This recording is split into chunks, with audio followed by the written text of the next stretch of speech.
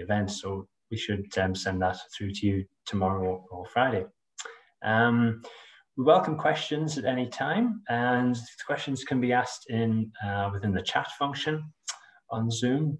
So anything you'd like to ask, just pop it in there, and either myself or my colleague Liz will feed those questions on to Adam. I think that's all I really need to say at this point. So yeah, I might just hand over to you, Adam.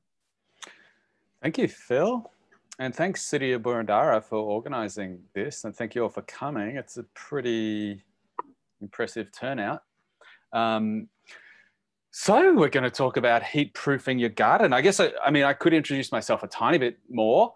And then we've got a plethora of topics, a frustrating amount of topics, to be honest. And I'll tell you why, because it's just one of those ones where there's so many aspects to it. But in a way, what I'd like us to do is just at least have a passover of the many aspects of this rich and fascinating topic. I'm sure there's lots of people. The danger is that you're going to know some of those things, but it's just multifaceted by its nature. Life is very much about surviving extremes and making good use of water. And that means, just as life has many different strategies for doing that, so do gardeners. So what perhaps a way of getting into this, I'm going to ask you actually what you would like to cover. I know certain topics were advertised, but possibly one bit of context is just a little bit about me. So I'm, as Phil said, part of Very Edible Gardens, where I guess you could call us a permaculture design and landscaping and education business. Permaculture being, for those that don't know, I won't go into details, but it's very much about how do we provide for human needs while actually improving the ecosystem around us. So it's kind of like sustainable ways of providing for human needs. And there's a strong emphasis in permaculture and in our business on growing what we can at home. And there's some very good reasons for doing that from a water perspective, which we'll come to. I'll do a little bit of context. And we grew out of something some of you may have heard of, the PermaBlitz network. So we earned our stripes as volunteers, and PermaBlitz is a volunteer backyard makeover network. And it actually started in 2006, which was right in the Millennium Drought. And at the time when I was transitioning so I tell people I was raised by computers in a cave, but I was in IT, and at the time when I was transitioning into something that was more tangible, something that I could do with my hands and provide for my needs, and there was all these reasons I did it, but it was in the middle of an extremely difficult time for this region, because there was just not enough water coming from the sky, and everywhere you walked, the grass underneath you was crunchy like crackers, and it culminated, of course, in the tragedies of the bushfire season of 2009. And we've had some wettish years in the meantime, but and this year we're fortunate enough to be in a La Nina cycle. But these issues have not gone away, and the summers are not getting any cooler, and the winters at least are not getting any wetter. So these issues are only going to become more important. So one way I thought we could start it is just to think about some, in this topic of heat proofing. I just sat down, I was like, can I articulate fairly succinctly what would be some goals? Why are we interested in this? And I don't know, I didn't wordsmith much, but I wrote down this, see how you feel. And I've got a habit, we do it in the business of when we write goal statements. Excuse, that sounds a bit corporate, but we often put it in present tense and then as if it's true already. But let's see how this goes. Our gardens provide beautiful and shady respites from the extremes of summer, while helping keep our houses a lovely temperature year round. They use a minimum of water and other resources, so there's plenty left over for the rest of the world, so it can be lush and beautiful too. If we could achieve that, I'd feel pretty happy. And I like to think that to some extent, we're doing a fair bit of this stuff in our daily practice and in our own backyards and professionally.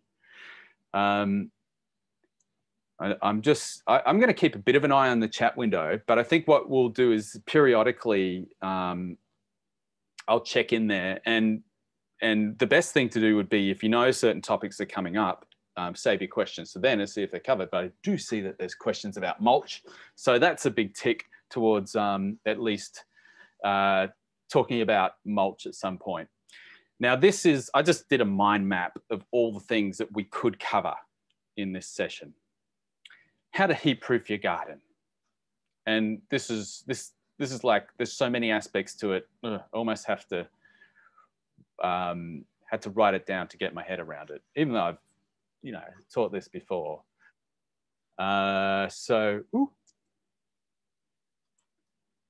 Excuse me. I broke it up into two areas. There's one is keep you and your plants shady, sheltered, and cool. And so that's kind of like how to moderate climates so that it's pleasant and cool to be in the garden and in your house because of the garden. And the other one is, and it should be no surprise if we're talking about how to heat proof your garden, that this thing that we're mostly made out of is very important, and it's how to use less water. And these are kind of complementary issues, but they seem to be two different approaches to this question, how to heat proof your garden. One is how to make it nice to be in, and one is how to get your garden through those extremes. And the way you do that is to use water efficiently. So I'm going to give you the opportunity to choose, to some degree, what we cover for the rest of, I guess we've got an hour to really talk from here. And some of the, one of the questions is just, do we cover this half of the equation at all? So how to keep you and your plant sheltered, shaded, and cool. Maybe. Then there's all these strategies to use less water. I think I might do a little contextualizing about why growing food at home can actually save water. I'm going to make that a given. Then how to harvest water from paths and driveways, spelling at them, drivewatties, from roofs into tanks. So tanks could be a thing we discuss. So that's a water storage strategy as well. We could also, and I noticed it was advertised as part of the content, talk about how you can use soil to hold water. So not just tanks, but how to hold it in the soil and how to improve your soil. And then there's the question of how to reuse water or use water that's been used once from the house with grey water. That's a possibility. We can talk about which plants are drought hardy, with a particular focus on the edibles, because that's partly just due to what I know. And then some strategies for reducing water loss. And I see there were already some questions about mulch. And so that could be a thing we could cover quickly. We could talk about micro earthworks, and we could talk about this technology, which we happen to do, called wicking beds. I'm going to launch a poll, and here we go. And you can help me decide what we cover from here. So can you see that? Meanwhile, I'm going to catch up on the chat window. Oh yes, some people have mentioned stuff which is on the list.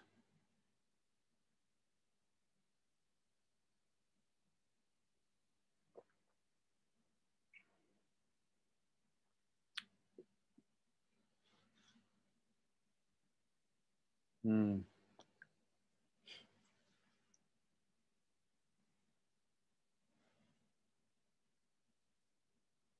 So I'll just give you 30 more seconds. Or that's generous, isn't it? You can choose multiple ones.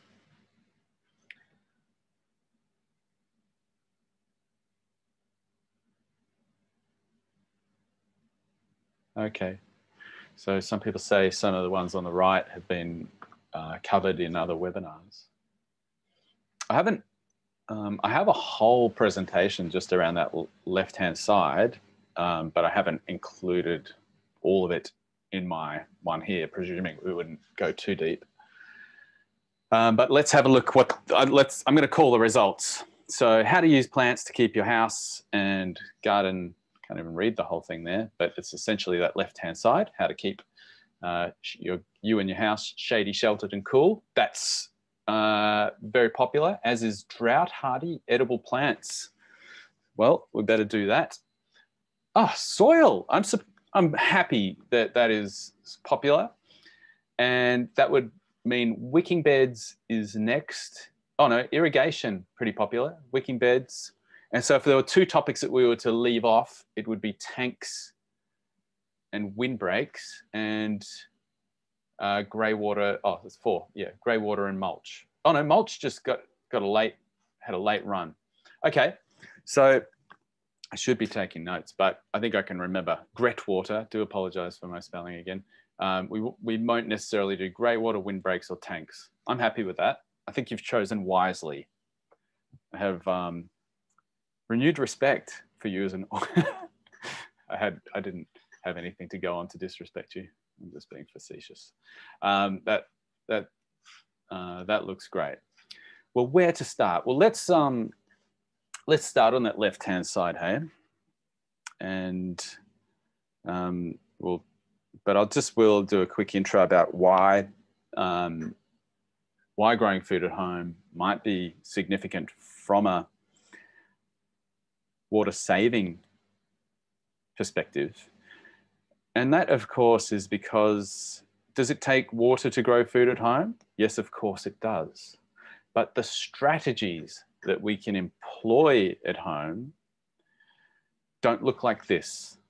Not the most high-res photo, but what we're looking at is a field that's completely full sun. It's exposed to hot winds. The type of watering that is done is overhead.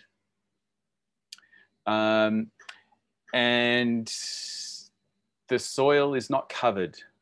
So all those things are counting against the water efficiency of growing food in this circumstance. Also, the soil, by its repeated tillage without mulch, is probably not very good at holding water. So there's actually 5 reasons why this is not looking very good from a water perspective. We can address all of those at home. We can have subsoil irrigation. We can improve our soil. We can plant veggies that need a bit of that can grow with less water in a bit of shade, especially in the hot summer afternoons. We can grow food at home based on various. This is comparing commercial statistics to some people that have just measured how much water they use at home, and it looks like, you know, something in that ballpark. It can be almost 1/20th the amount of water. I've got a that's a picture of what happens on that kind of land when you do get a lot of water, because the soil is exposed. You get erosion. I've got pretty decent sized hands. That's my hand next to a pretty decent sized broccoli, which was grown without a single drop of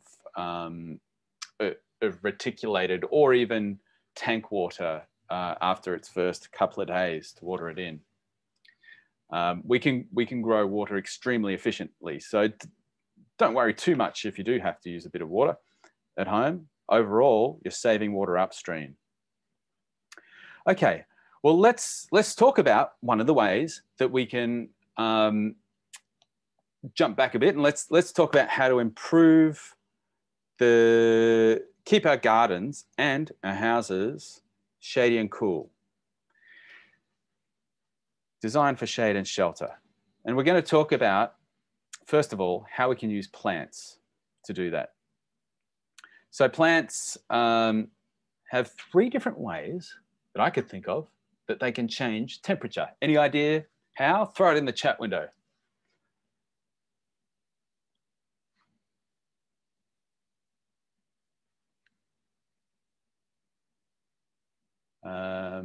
No one? Ah, evaporation, shade, beautiful. There's a couple in there anyway. Well, yeah, nice. Insulate, yeah, okay, everything's been covered. Thank you, thank you. So one, of course, is shade. Plants provide shade. That's pretty obvious. We're going to talk about plants that provide shade in summer when we want it and drop their leaves in winter when we want that sunshine coming through. And the other one is that they transpire through their leaves. They're essentially evaporative cooling units. When water evaporates, the air gets cooler. This is a photo of a street scene in Melbourne where there's the building is covered in vines and it's much cooler in the areas where the vines are there because it's evapotranspiring. The other way is this insulation or slowing the wind, which are kind of almost the same thing in a way. But they can both keep you warmer in winter and cooler in summer. That's a vine that's fallen off the outside of a building or is being removed, and you can see what a dense mat. It's like a insulation bat. Now, to think about how to do this from a design perspective, let's quickly do this. We'll talk. It's useful to you have different strategies for different sides of your house or different parts of the garden with reference to your magnetic orientation. So let's just have a think about, I've got a habit whenever I walk into a place, I face north. Sometimes I mistakenly call the north of a house the front, and people are like, but this is the backyard. I'm like, well, yes and no. I still think of it as the front because that's where the sun comes in. Now, so we've got a little, we've got a diagram here with north off to the right, south to the left, and then east and west. And I'm going to just show you solar altitude angles for Melbourne, and this will help us do some clever design to let winter sunlight in and keep the summer sunlight out with regards to the house and the garden. So where is the sun? How high does it get in the middle of winter? Well, the answer is not very high in Melbourne. That's how high it gets in summer over here, about 30 degrees at midday, in winter. So it's very low in the sky. Now, that does mean that it can come in underneath things and let light into certain areas. Where is it in summer? Well, much higher in the sky. In some ways, that can make it easier to block. We'll talk about how. And then equinox is the period around, what is it, September the 21st, April the 21st. There's 2 of them, something like that, where it's halfway in between. Now, not only notice that they're lower in the sky if you look over here, but the summer sun comes up south of east over here. And so it really hits the east-facing wall of your building. A lot of sun gets in there when it's low in the sky in the morning. Then it goes up pretty high, and then it goes down south of west. And a lot of sun hits the western side of your building. Well, let's have a look how that looks in an animation, which is a Master Builders Association of Australia I've used here. And notice that this house has eaves, and this is a summer sun, and no sun is hitting the front of that house. But if we look over here on the east, it is in the morning, the sun is hitting the east side of the house. And in fact, it can get very hot in those rooms in the morning. And the same is happening in the afternoon on the west side, although we can't see that. Now in winter, it's a different story. The sun is lower in the sky. Oh, it's summer again. The sun is lower in the sky, and you'll see it does get underneath the eaves. I hope I was clear that north is out to this side. So the sun's getting underneath there, gets right underneath the eaves, and it's getting into the house in this case.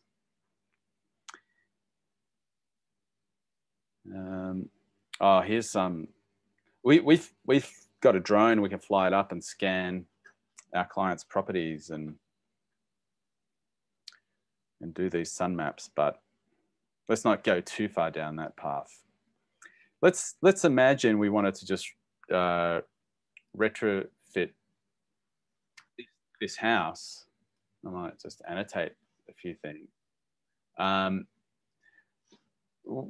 There's a few strategies that we can employ. Now, we know we're pretty happy actually with this north side, but we can improve it even more if we have vines growing on trellises in the north.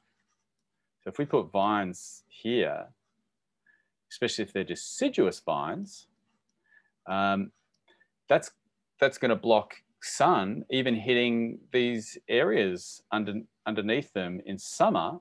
But in winter, this will drop its leaves and the sun can go through and underneath into the building. Beautiful. You can extend that pattern all the way along the north face of a building. Oftentimes, you know, we're not dealing with a beautiful, you know, north facing property like this, but you can always do it on the north side.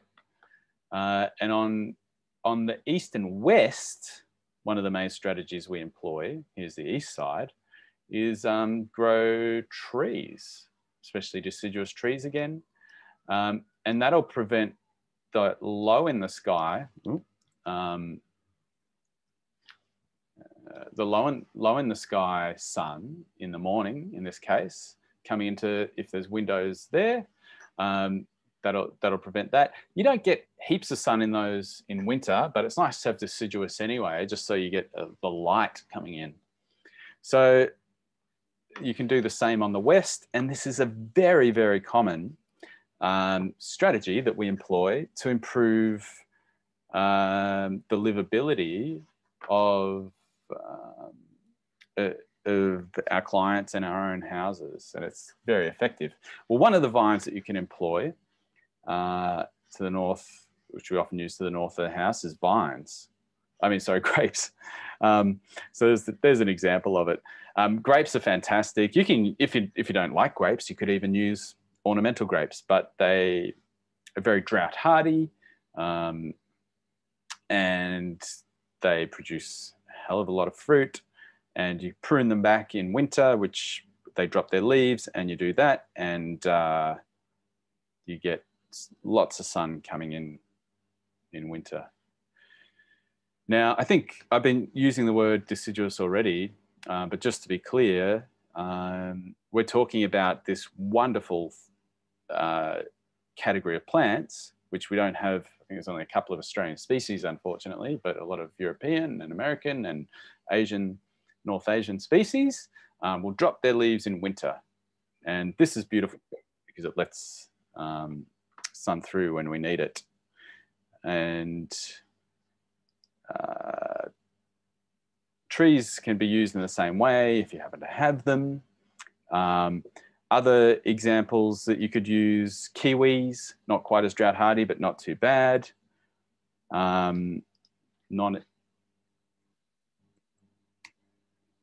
Kiwi berries, anyone had that? Told they're delicious, gaining in popularity. Yeah, and there's a whole heap of ornamental ones. And we can radically improve the quality of both our indoor and outdoor areas with some tactical use of vines. Here's one of our mentors, David Holmgren, with a beautiful American grape on the north face of his building. And I've been lucky enough to live there both through winter and summer, and it maintains an incredibly consistent temperature with its passive solar design that incorporates plants into that design, there it is in summer, with a lot of the north-facing windows protected, it just passively keeps a beautiful temperature year-round. It was amazing to live there. Thanks, Anne.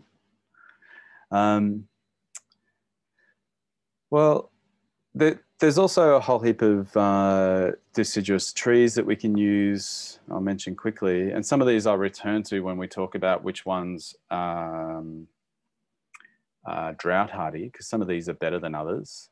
So it's basically the apples and the pome family. There's the stone fruits, including peach, nectarine, apricot, plum, and then a handful of others like mulberries, figs, persimmons, pomegranates, walnuts. In permaculture, we often say that like everything should have more than one use. And if you're growing a fruit tree, you might be growing it for fruit. But if you're not also getting some shade or some other use out of it, a question should be raised. We think you should always get at least 2 uses out of everything. And sometimes we've gone through a design and gone like, oh, that tree is there for 7 different reasons.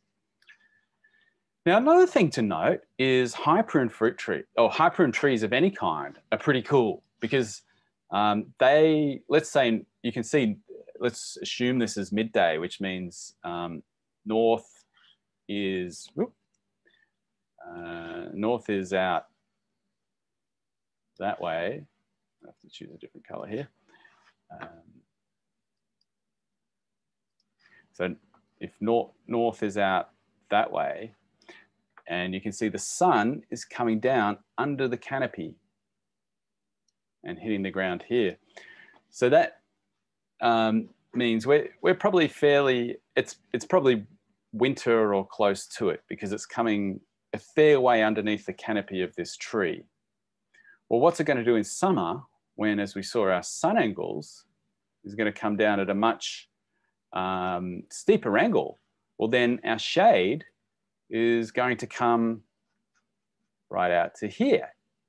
Well, now we've got this region on the north side of this tree, which is beautiful because it's in shade in summer and it's in sun in winter. And it actually doesn't matter. That happens to be a Chinese elm, which is deciduous.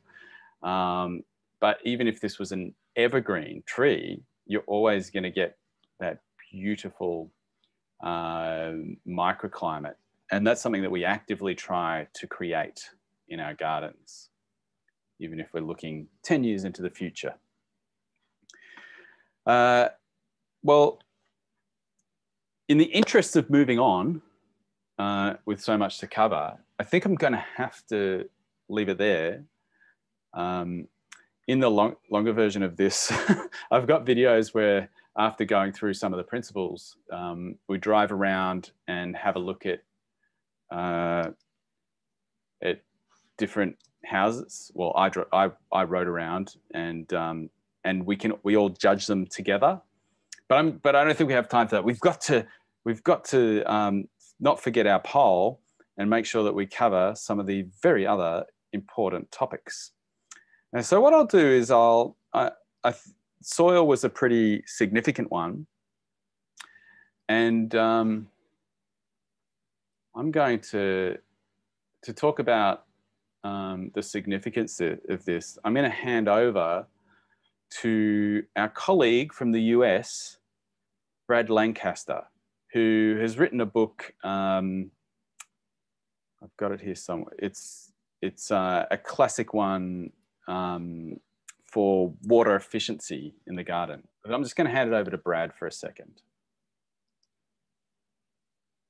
Sponge model, which I want to show you a simple sponge model, which points out the importance of having a watershed that acts more like a sponge than pavement.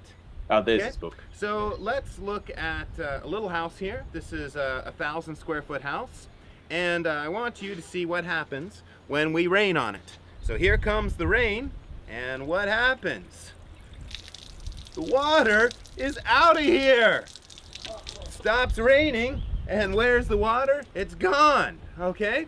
So we had this free, high quality water falling from the sky, the highest quality water we have, and we just got rid of it, creating the need to import water at great costs from elsewhere and thus destroying ecosystems elsewhere. But we could instead enhance our ecosystem as we enhance ecosystems elsewhere by using our local on-site resources rather than depleting them and creating this perceived need to import water from elsewhere. So, maybe someone gets the idea that that is possible when they see that water flow off and they think, I want to harvest rainwater. Oftentimes people think tanks. So here are some substantial tanks. This is a 1,700 gallon tank, another 1,700 gallon tank. This is all to scale in relationship to the house. And now it rains on this, and what happens? Woohoo! Tanks are full! Oh, but there's still water leaving the site. Okay? Oh, all right. So it stopped raining. And what happens? Well, we've got 1,700 gallons of water here, and we've got another 1,700 gallons here for 3,400 gallons. So that's water that we otherwise would have lost. But I don't know if you noticed, the cool thing here is compared to the previous scenario, we lost a lot of water, but not as quickly. It took a little bit longer for that water to run off site because we caught that 3,400 gallons in the tanks that otherwise would have been lost. That's awesome. But we still lost a substantial amount of water after those tanks filled. So we forgot the largest and least expensive storage, our soil. What we need is the sponge. So let's get a couple sponges, okay? Now, in your landscape, these sponges could be sunken, mulched, vegetated rain gardens, water harvesting earthworks, bioswales, porous pavement, and so on. So with that in place, with these strategies that absorb the rain rather than running it off, let's see what happens when it rains. Tanks are full. Okay, we're getting a huge biblical rain. Okay, and woohoo! Okay. All right, now I don't know if you guys saw the difference here, but compared to the previous scenario, we still lost water. Okay, we're always going to lose water because there's going to be rain events that exceed the capacity of our system. And of course we had rain hitting the unsponged side, so that was lost. But what hit the sponge was largely absorbed. So let's see how much water we caught. I'm going to remove the house, put in this little measuring cup, and let's see what we got. So 1,700 gallon capacity from this tank. Nice! Another 1,700 gallon capacity from this tank. Sweet! We got 3,400 gallons of water that otherwise we would have lost. High quality local water. You like local food? Well, try local water. Okay, you can see where my pinky is. That's how much water we got from the tanks. But now let's look at the sponge, okay? The earthen catchments. So I take this sponge. Oh, yeah. Nice! Look at all that water. And that's only one sponge. What about the other half? Sweet! Oh my God. It's abundance, baby. Shake those buns. So look at how much water we got there. Before it was down here. Well, I'm going to pause that before he gets any more excited. But yeah, that's the amazing Brad Lancaster. I want to show you a simple demonstrating the significance of the most overlooked water storage part of the system, and that's the soil. And he used as his metaphorical soil there a sponge. And it turns out that good soil is actually very similar in a way to a sponge. It will feel like a sponge. You can squeeze it and it will spring back. Good soil. Now, if you actually imagine, let's say he took that sponge and dried it in the sun and then dipped the end of it into just the tip into a glass of water, what's going to happen to that sponge?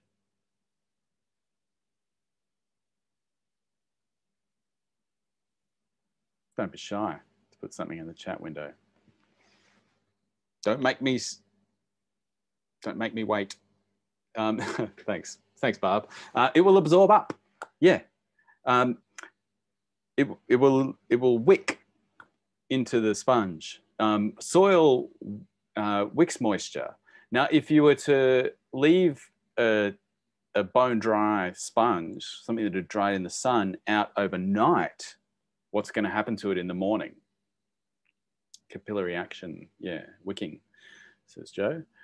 Chris says, yeah, if you leave it overnight, it will swell slightly too, just from the overnight humidity. It will pick up some of that moisture.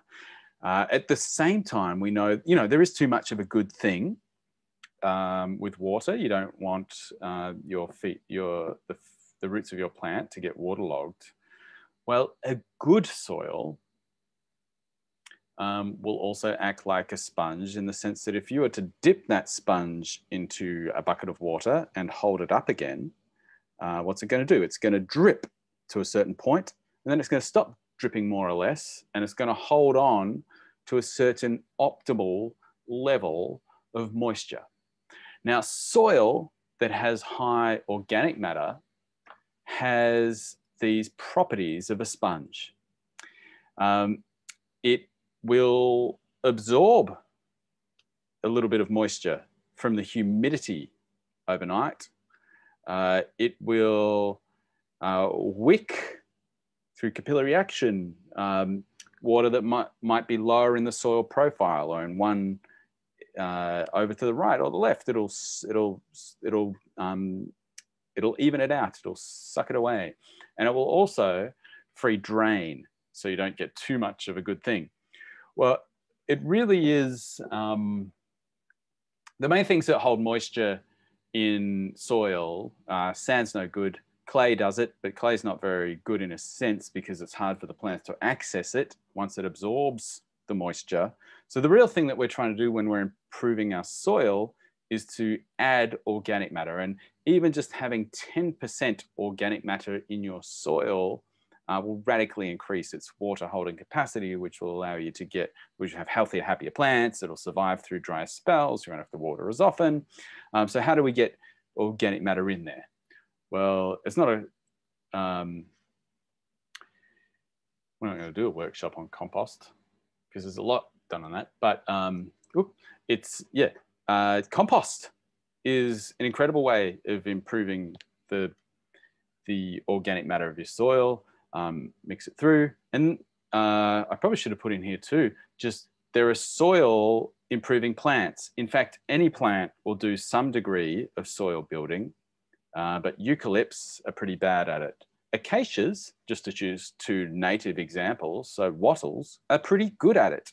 And if you have plants chosen which of certain varieties, and in fact, pretty much all food producing plants are good at it, then you'll be building soil in situ without even having to compost.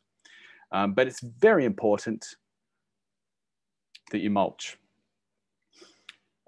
Mulch does several things. One, there's a question before we move on from compost from S. What do I think of mushroom compost? So the best compost you're going to get is made at home, and there are a few tricks to it. Largely, it's about making sure it gets turned a little bit every once in a while, and the moisture levels are kept not too wet, not too dry, and that you add a good amount of brown dry stuff like straw that you see on the screen, but moistened cardboard works really well. Autumn leaves. You can make a fantastic compost at home. I was spreading some homemade compost on my wicking beds a couple of days ago, and I was just like, I was so proud. It just looked so beautiful. And it was exactly that spongy, rich, or spongy texture, but with a beautiful dark brown chocolatey color. Mushroom compost is pretty good as far as commercial composts go, because it's a byproduct of an industrial or farming process where there's a certain amount of quality control. Whereas a lot of the composts that you buy from the garden supplies shop are made in ways where the final product doesn't work out that well. So we use mushroom compost in our business sometimes, but there's one problem with it is it tends to be very alkaline, and you sometimes have to add a lot of sulfur to it, and that takes months to work to get it back to neutral somewhere where the plants are really happy. So unfortunately, it's pretty hard to find a brilliant commercial compost solution, but because we get all this food scraps and garden clippings and things coming out of our gardens and into our homes from shops, we can actually build soil in the city with, I mean, that we've got food, we've got nutrients and carbon coming in the form of food from all around the world being shipped into the city. And we can stop those nutrients being lost. We can turn it into that beautiful spongy brown material. And, you know, organic matter and compost doesn't just solve the issue, well, help with the issue of water holding capacity and help you get through droughts. It's probably the number one solution to plant health, because it can help with pH issues. It can help even with heavy metal issues. It can bring in nutrients and provide nutrient holding capacity, and healthier plants have less pest and disease problems. So if you get your soil right, much follows. Now, the organic matter in soil, it's pretty easy to create, but it's equally easy to lose. Because if the sun, we saw a photograph early on of the rain hitting bare soil and it washed away out in the commercial broadacre veggie growing. Sunshine will equally cause it problems because that will cause it to dry out, and a lot of the organic matter, the carbon in the soil, when it dries, it vaporizes, turns back into carbon dioxide, and it goes into the atmosphere. When it dries out, it also becomes prone to windstorms and turning into dust storms, which we had some firsthand experience of in Melbourne. Was that early this year? Late last year, where soil blew in from farmland. So mulch protects it from the wind. It protects it from the ravages of the rain. It protects it from the sun. And it's like a blanket which holds in the humidity. And it does one other thing, is that it becomes food for soil microbes, and they are the things that act in your compost pile as well to turn organic matter into the crumbly, rich brown stuff, which we call soil organic matter, but it's kind of like it composts as well. So mulch is essential in a Melbourne circumstance, especially. Now, my memory escapes me here. I'm not sure if I can pull up the poll still. Let me see if I can. Did we mention micro earthworks?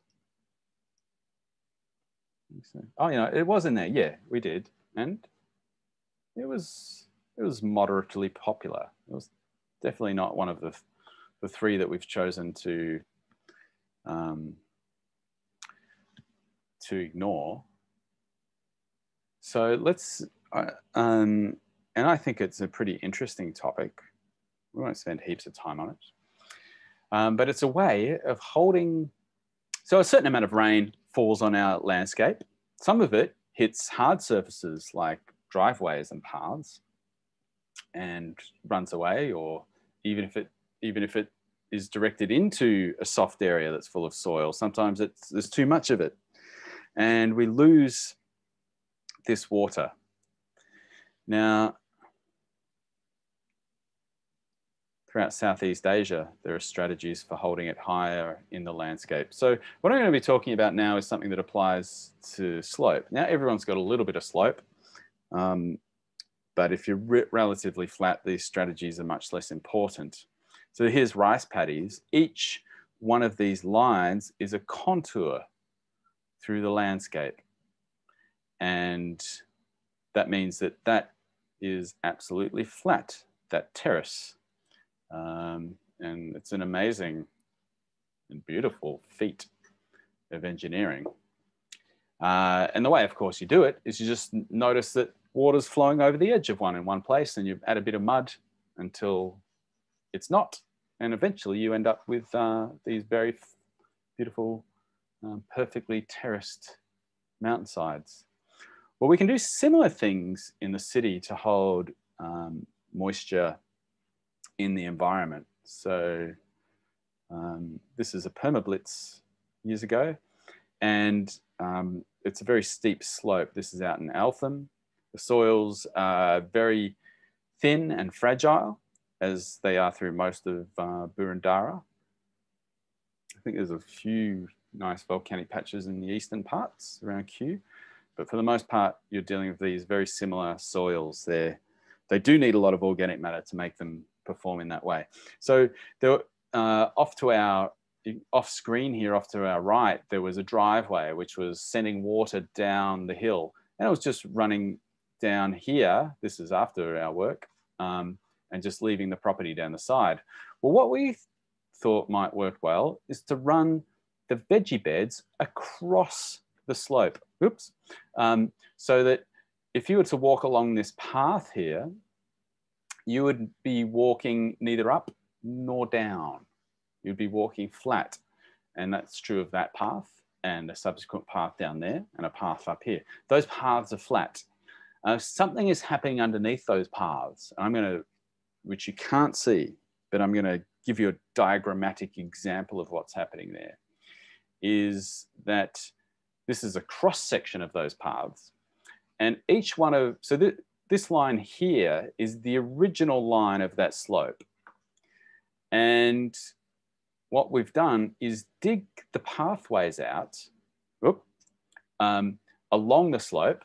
So each one is flat, and that leaves these veggie beds, which, like those rice terraces we saw, curve around quite beautifully often when we do this, the contours of the land.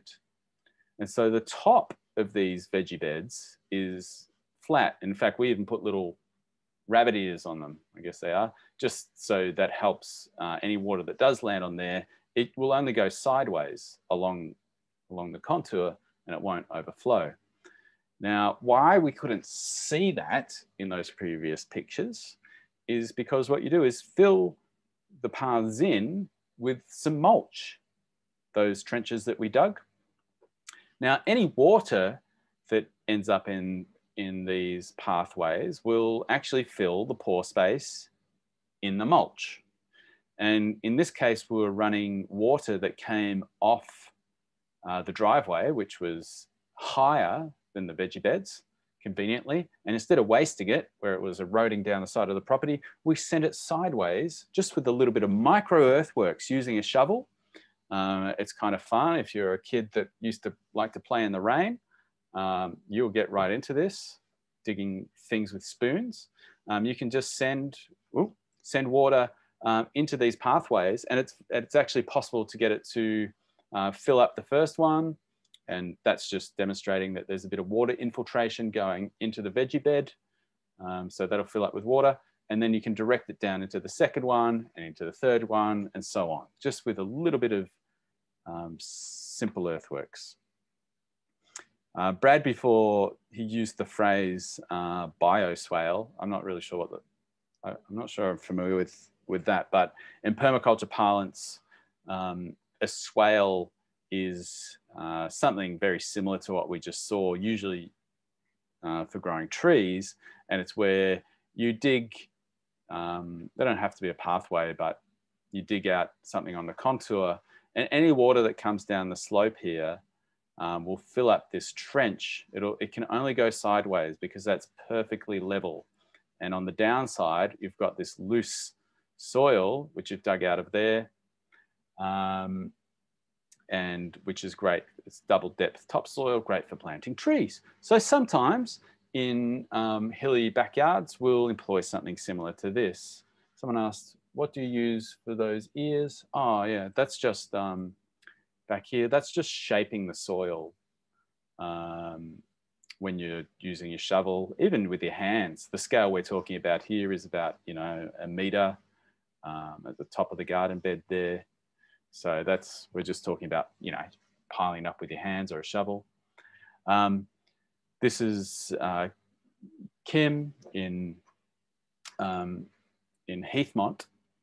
This was this was a forest of weedy species. She cried, but we said it'll be worth it. Let's chop them down, and they're still here, Kim, because we mulched them. But she wanted an edible garden, and it was just a kind of a bit of a wildlands of pittosporum and privet and things. And so we mulched all that, and you can see she's got very skeletal soils as well. Typical of the eastern suburbs, and water infiltration was going to be an issue, so we dug those swales in there, and there it is after the first rain. There's a cover crop which is improving the soil. That's going to get dug into the soil and improve the organic matter. And it took a long time to drain the first time, but what happens is as you hydrate the soil, every time it fills, it drains more quickly, because the soil, more organic matter gets incorporated in it, opens up and gets crumbly, and that's it. 3 years later, it's had a lot of chickens on it, so it's and ducks, but lots of fruit trees growing in what was very unimpressive soil. But because we're getting water into it and we're growing cover crops, it became it still is a very productive garden. That's just a little sketch of how that water infiltration works. So yeah, there's a little bit of, that's micro earthworks. To find level, you'll have to excuse these, like, this is like 10 years ago when we were doing a little, it's actually a little guerrilla gardening, but we got on the Merry Creek with some friends. And that's an A-frame which you can knock together from 3 pieces of wood and a can of beans and a piece of string. And that helps you find what's level in your landscape. You can use a laser level if you're not a hippie. And we had a few garden gnomes and pots, and that was marking out the contours of the landscape, and then digging little swales and planting these free apple trees that we got. Now that garden, I still go back to it 10 or 12 years later and do a little bit of weeding, and it's never been watered. And all those apple trees, bar 1 or 2, have survived, despite it being, 10 or 12 years of some tough times. So any questions on the micro earthworks before we move on? I mean, one thing I could say is, if you don't want to build an entire swale,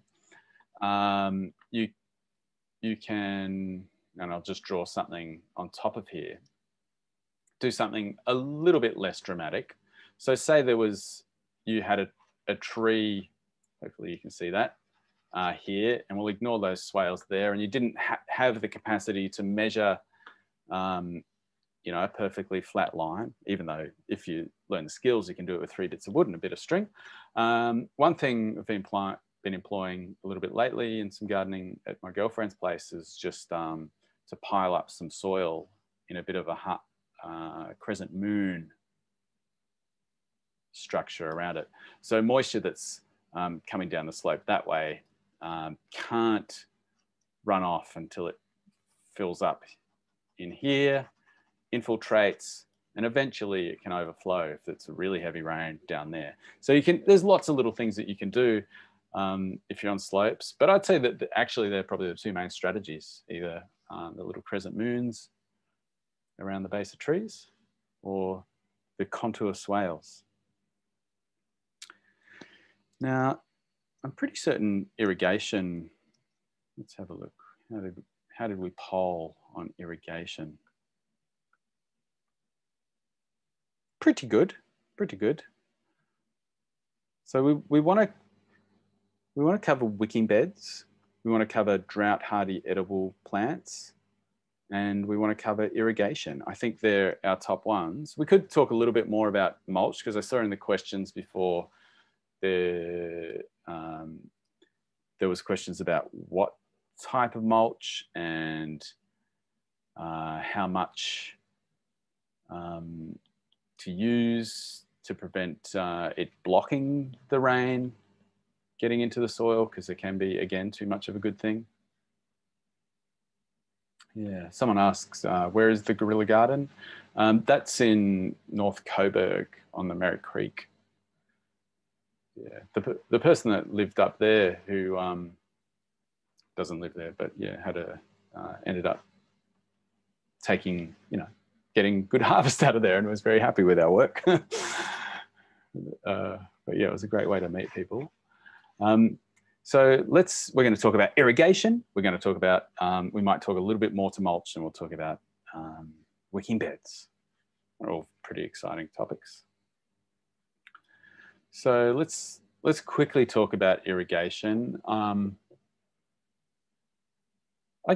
think, all we can hope to achieve, like if we were doing this face-to-face, what we would do is pull out some tools, and in less than the space of 10 minutes, we could have a garden irrigated that was previously not irrigated. Because it's if you haven't done it before, it can seem a little intimidating, but you often find out that with things, it's like, oh, it's not as bad as I thought. And this is definitely a case of that. Now, this is one of, a garden that we were halfway through building, and we've just laid the irrigation on top of the mulch.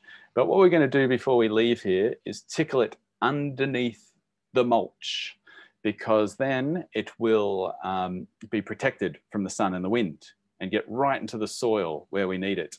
And is anyone familiar with this style of irrigation, which is usually brown? It's what we call drip line. Yeah. And Helen says, I have this irrigation, but I'm not sure whether I've spread the piping too far apart. So every 30 centimeters or 40 centimeters, depending on the drip line, there'll be a little dripper. And those drippers don't actually put out tons of water. They put out about 2 liters an hour. So it's just kind of like drip, drip, drip, drip, drip, drip, drip. But that actually allows the soil to absorb all of it because it's coming out slowly, and you won't get any running off the surface and being lost. So drip line underneath mulch was actually a technology created by Israelis that were, trying to grow food in the desert, and we can use it in Melbourne for that. So Gail says, what pressure limiting value is best for drip irrigation? Well, this stuff is pressure compensated. I can't remember what the range is, but it does a pretty good job at tolerating a wide range of pressure. You do, in some cases, need a pressure reducer. Like it's more a problem that there's too much pressure from the mains. And ask, what's best, soaker hose or drip line? Simple answer, drip line. Soaker hose leaks tons of water all at once. Drip line, you have to run it for longer, but it will release its water slowly and therefore efficiently, because it will all absorb. Now, that's the same garden a few months later. They'd had, these folks had a toddler and a newborn. So they were like quite ashamed to send us these photos because they hadn't been out into the garden much. But it was still really nice to see that despite that, with wicking beds, which we'll talk about next, and drip line, that it was, a lot of stuff was growing. So there's a little video here. I'll keep the sound off and just narrate it. And this is one of the brands that you can get a little promo video, but it shows you how easy it is to put together. So this is 13 millimeter drip line, and there are standard sizes, but for all these fittings, and you'll find them at any large hardware store. And for a small backyard, even your main lines, you might get away with this relatively small size of 13 millimeters. And what you get are fittings. I mean, I've got a handful of them here, but we'll just use the video. And all you need is that's a pipe cutter, but you can just use secateurs. And they're these barbed fittings. So he's got one there. They just push in. Now they would pop out because they don't screw in, but he's got this little clip. We didn't see it that clearly, but there are these little clips called ratchet clamps. Reach into my bag of tricks, which go around the fittings and they click on, which stops it falling apart. Now, if you can do Lego, you can do irrigation. There are some subtleties. He was putting a thing on the end there, which was all it does is let a little bit of water out when you first turn the tap on, and that allows the lines to clear themselves. But honestly, if you didn't put that on, you just ran this piece of drip line through your garden, and these little nozzles, you can see them there, they're pretty well designed to not clog up. You'd probably get you might get 10 years out of it before it clogged. And with that thing at the end that helps clear it, you'll hopefully get longer. So it's super efficient is the upshot, and not incredibly expensive. And there are a whole heap of, you can watch online tutorials about how to do it. Sometimes we'll do it on permablitzers. So that's a great way to learn about it hands-on, which are in the permablitzers I mentioned earlier at the beginning is these sort of free garden makeover networks full of volunteers. But the idea is that if you're a volunteer, you learn stuff while you're there. Any idea how long you run the system at a time? It tends to be in the realm of 45 minutes an hour. Now, if someone had the question, I wasn't sure whether you had the piping too far apart. Well, generally, you'll put the piping, say that this is 30 centimeter drip line. So the gaps between the drippers, the little holes, are 30 centimeters. More or less, you want the rows between the drip line to be something similar. And that means you'll get a grid of 30 by 30. That means there's about 9 or 10 drippers every square meter. Each one of those is putting out 2 litres an hour. That means each square meter with 10 drippers is getting 20 litres per hour. Well, that's a pretty good drink. That's a pretty good drink. We estimate in summer, your orchard might need an average of about, let's say 4 litres per square metre per day. But you don't want to water it every day. It's better to give things a bit of a deep drink. So maybe you're only turning it on every 3 days or 3 times a week. So let's say we're going to do it every 3 days. So we want 16 litres to come out. And we said it's 20 litres in an hour. Well, it's about 50 minutes or something like that. I'm doing the maths in my head. But as a rule of thumb, if you're turning it on every 3 days, it's probably something like that. It's 45 minutes to an hour. If you've got this rough grid, 30 by 30. Does that make sense? Gives us a ballpark kind of sense anyway. Yeah. Now there's very simple fittings. That showed how they've adapted something to an old sprinkler system. So this is a screw-in thing there that just they unscrew the sprinkler, and then there's this barb which you just push the drip line into. But there's equally simple, if not simpler, things that just will screw straight into the tap. Now it is worth, because 40 minutes or whatever, it's hard to remember, to use something like this. That's just like they don't last very long, unfortunately. But they're fairly crappy. But you can turn something on for 45 minutes and it'll automatically turn itself off. If you want to get a bit more sophisticated,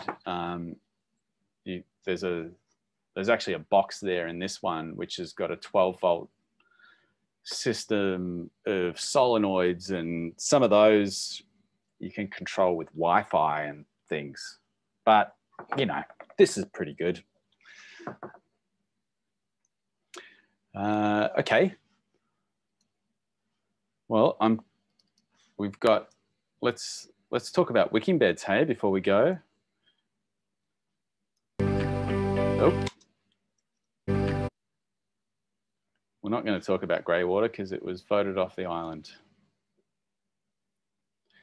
I would say though, my garden is almost entirely watered with grey water. But it is kind of like, it's not something to do in 5 minutes. It's something to spend a bit of time on. So I'm glad that it got voted down. Make sure I've got the sound on here. I'm just going to show you a little video, which is a little bit self-promotional, I guess, but I helped make it. We've got a little side business. Well, it's a big part of our business actually, on wicking beds. So I'm going to let this video speak for itself. Has anyone got a wicking bed? You can chuck it in the chat window and we can get your experience. Oop.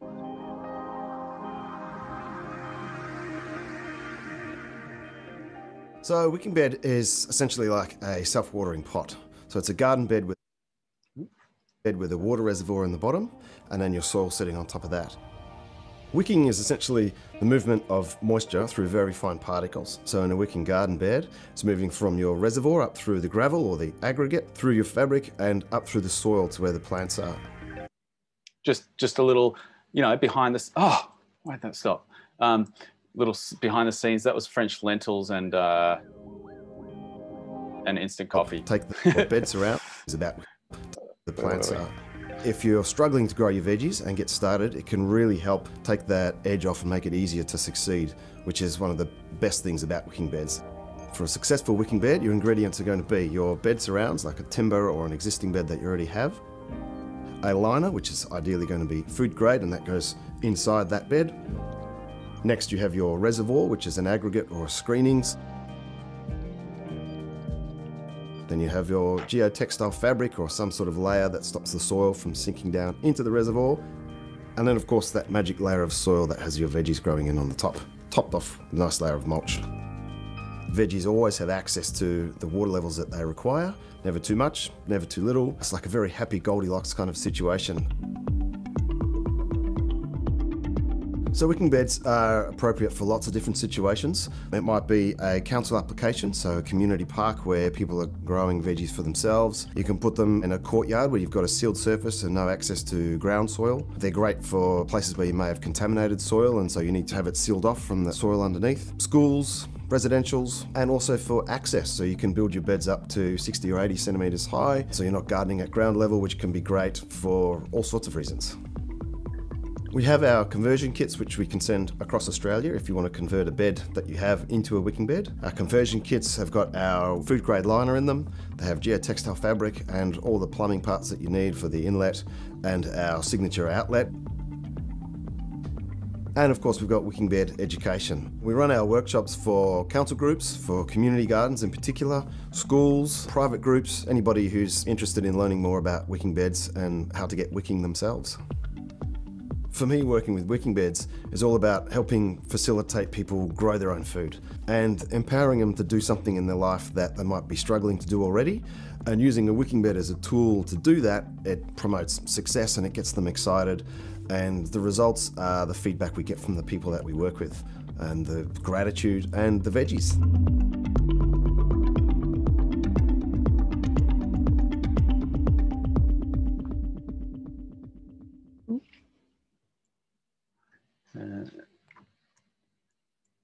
Yeah, so that's the wicking beds. Has anyone got them? Oh, Fiona made one herself. Awesome. Oh, thanks, Michael. Yeah, I could have forgotten the topic of drought-hardy edibles. Oh, you had one, but it leaked. Yeah, getting them right is really important. Now, I'm pretty skeptical when people say, oh, we've got this new way of growing vegetables. Every, I don't know, like green architect wants to grow towers of glass and electricity.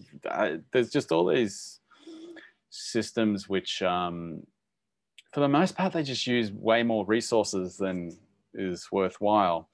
There are pros and cons to wicking beds. Definitely a con is that they do require a plastic liner.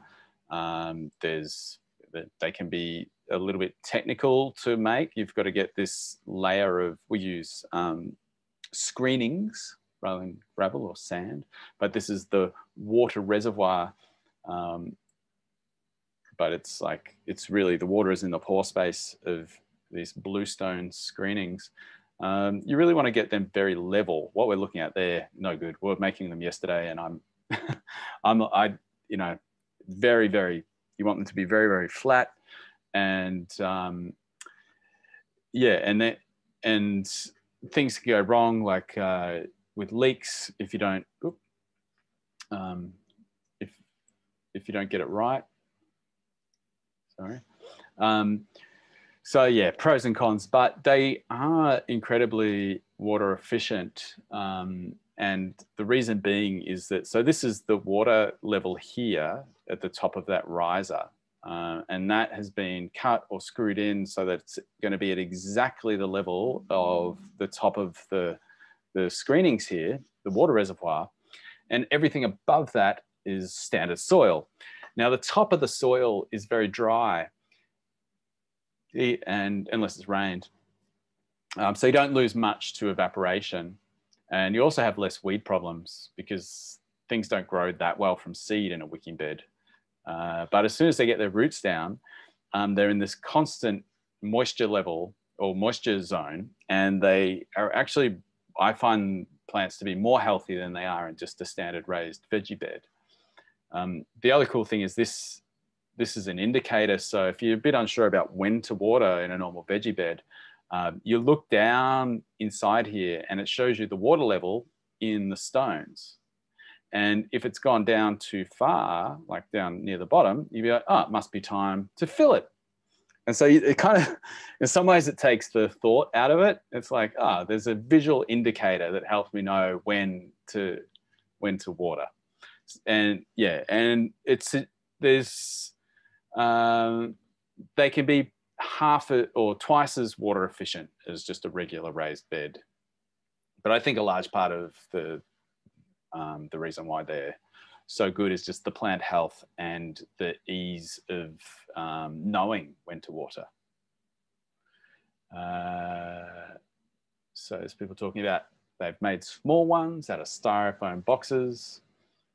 Oh yeah, and yeah, so little self-watering pots are essentially mini wicking beds. Colin says he's been told rising salt levels are a problem.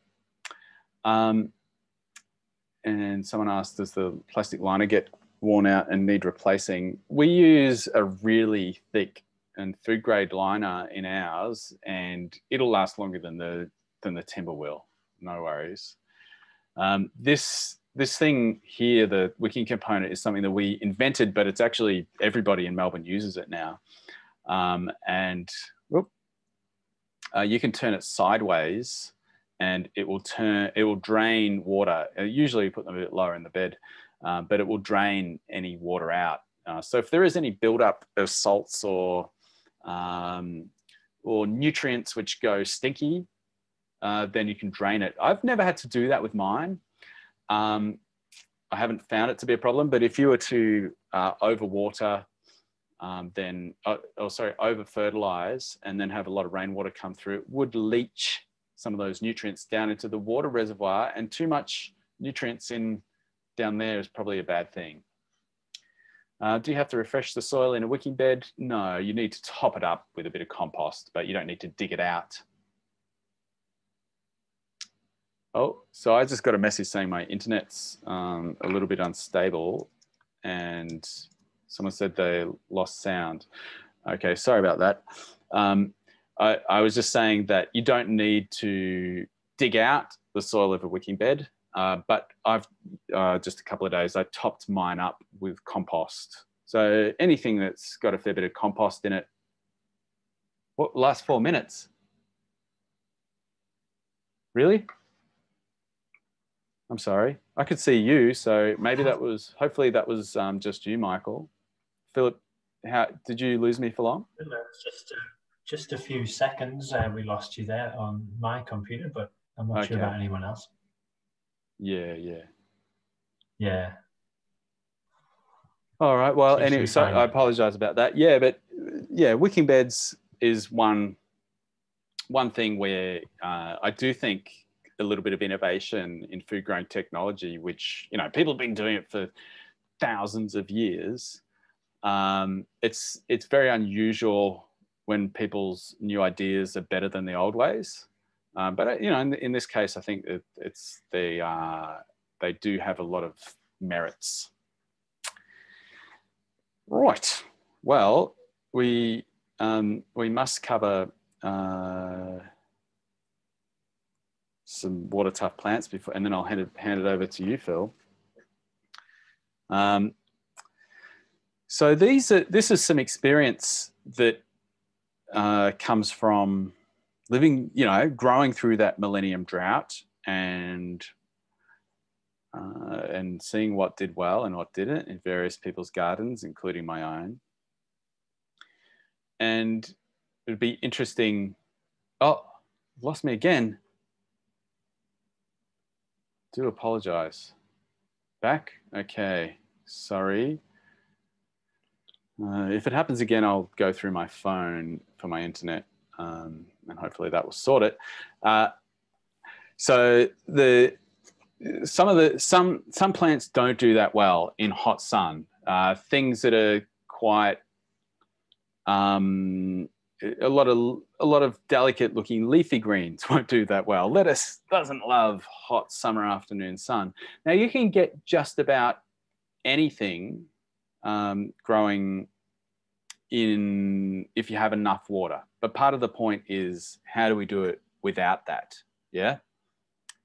And so some of the plants that in the veggie realm, and we'll talk about fruit trees next, which do pretty well, include the pumpkin family. Maybe not so much cucumbers, I guess, but pumpkins do fantastically.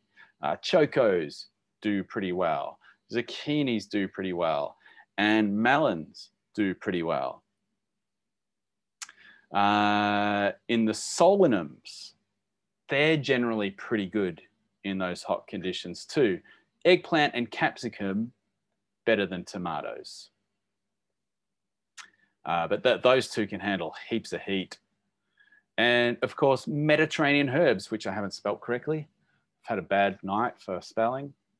No, there's a double something in there. But in fact, you can almost do a mental thought experiment. What do people of the Mediterranean grow? And because that is by definition a climate where the summers are hot and dry. And Mediterranean herbs, rosemary, thyme, oregano, sage, perennial basils, they all can handle really tough conditions. I'm sure there's others that you could add to that list, but there's some of the standouts. Fruit trees and vines, I found these to be pretty good. Peaches and nectarines, and indeed I could add to that a lot of plums do pretty well, so in the stone fruits. Cherries, not so much. Pomegranates, oh, so beautiful. I just love them as a tree, and they can handle a lot of heat, and they just look so beautiful. Figs are from the Mediterranean. Oh, why did that disappear? But they, and so I'm less enthusiastic about them unless they get a decent amount of water, actually. So I added a little addendum there. You see them growing out cracks in the side of railway stations in retaining walls, so they can do okay on their own, but although they're from the Mediterranean, often they grow in areas where there's decent water, but they can handle the heat. Grapes are about as tough as it gets. Feijoa, pretty damn good. They'll fruit a lot better with water, but they'll handle, really dry summers. Citrus, I would say it's probably a similar thing. They love the heat. In fact, Melbourne doesn't have enough heat to ripen some citrus. Yeah, they'll do pretty well. Olives, possibly even better than grapes. Is one of the toughest things on here, and an excellent plant for windbreaks. Well, we've covered a lot of ground, and I almost want to go back and just have a look at that map that was there at the beginning. And I knew going into this that this was going to feel, and I mentioned, a little bit, let's just mention this and mention that and not be able to delve deep into anything. And I apologize for that. But I think we actually managed in our hour and a half to cover a little bit on how to keep you and your plants shady, sheltered and cool. And we talked about sun angles and getting winter sun underneath eaves, and grape pergolas or deciduous vine pergolas to the north. We talked about planting ideally deciduous trees on the east and west to help protect your house and its windows on those sides in summer. We also talked about high pruned fruit trees and how they're like a big eave with a lovely winter sun, or not fruit trees, just high pruned trees in general, and summer shade. So we covered a little bit on that. Then I think we talked about improving the soil water holding capacity and the importance of soil as storage. And we watched that video of our colleague with his demonstration of the sponge. And we mentioned, using compost and soil building plants and the all important mulch to protect it. We talked about the swales and using the contour of the land to help slow and spread and infiltrate water when you're on a slope. We talked a little bit about irrigation and particularly the drip line and how it's, we didn't go into it in detail, but how you shouldn't be too scared and you can just clip it together a little bit like Lego and do it yourself. I think it was it. We talked a little bit at the beginning about why you would grow food at home. Whoa. So we covered a lot. Thank you for spending this time with us. I can hang around and ask some questions. Answer some. I could ask some as well. Go both ways. But I think we have to wrap it up. Oh, it's gone to 8 o'clock, and I meant to give Phil a little bit more time than this. But I know, Phil, there's some important parts of your program you would like to mention. Oh, look, that's all right. Thank you, Adam. That was fantastic. And thank you, everyone, too, for attending tonight. There's been some great questions in the comments, in the chat, section. Yeah, so it's been really interactive. And we've just got one thing I'd like to ask Adam, if you could put on, is just we've got a little survey. If you could share that, just do that. If everyone could just please take a couple of seconds to click on the survey for how you thought we did tonight. And while that's on screen, I might just quickly tell you about a couple of other things. So first of all, for any resources regarding sustainability, not just water and gardening, but things like energy efficiency, biodiversity in backyards, head to the Boroondara website and the sustainability pages. The address is on your screen there. There's a lot of information on there, as well as links to other resources. If you just move on to the next one, Adam.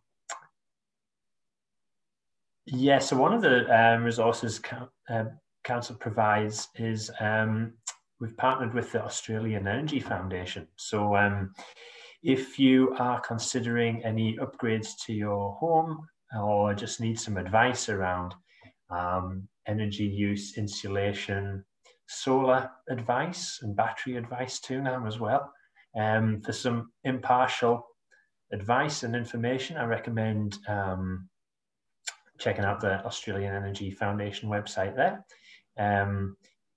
And they provide you with independent, free advice. They're a really great resource. The other thing next thing you can find out about, Adam, is compost. So we spoke a little bit about this tonight, and if for all Boroondara residents, and I'm sure many of you have done this already, but we've partnered with Compost Revolution. So if you are keen to utilize, some of your veggie scraps, fruit scraps, that sort of thing, rather than it being disposed of, although you can dispose of it now in council's green waste bins. Compost Revolution is a great place to look for discounted compost bins and other products. So compostrevolution.com.au, the Boroondara page. I hope I didn't skip ahead too quick there, Phil.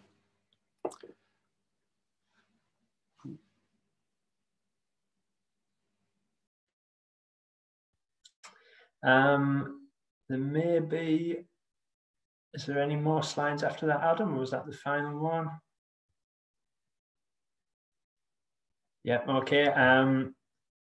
Backyard biodiversity, we've got information for how to garden for wildlife too. You can find that out about that on council's website. There's a couple of good booklets here available for download: Backyard Biodiversity and Managing Weeds. And we do run a backyard biodiversity program every year where you can participate in, and you'd have to check the website for current details, but keep an eye out for that. You can participate in the backyard biodiversity program and basically learn how to better attract biodiversity, birds, insects to your garden. And finally, I think, or almost finally at the moment, we are running a pollinator giveaway. So if you go to the sustainability section there, that address on your screen, complete the quiz, and you're able to, if you get in quick, it's still running, but you're able to get some free seed giveaways. And I think this next slide really is my final one. Yep, stay in touch. So any more information, please feel free to get in touch, either council's website, via the Boroondara Bulletin, which is a monthly magazine. You can go onto the council's website and sign up for our Living for Our Future e-newsletter, but we'd also quite happily receive any phone calls or emails via the addresses there.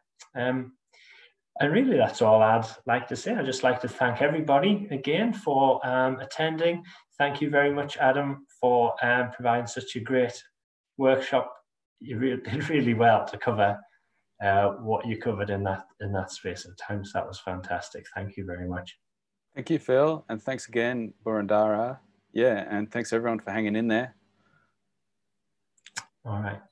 All right, everybody. Thank you very much for your attendance. Yeah. Guru. All right. See you, Phil. Thanks,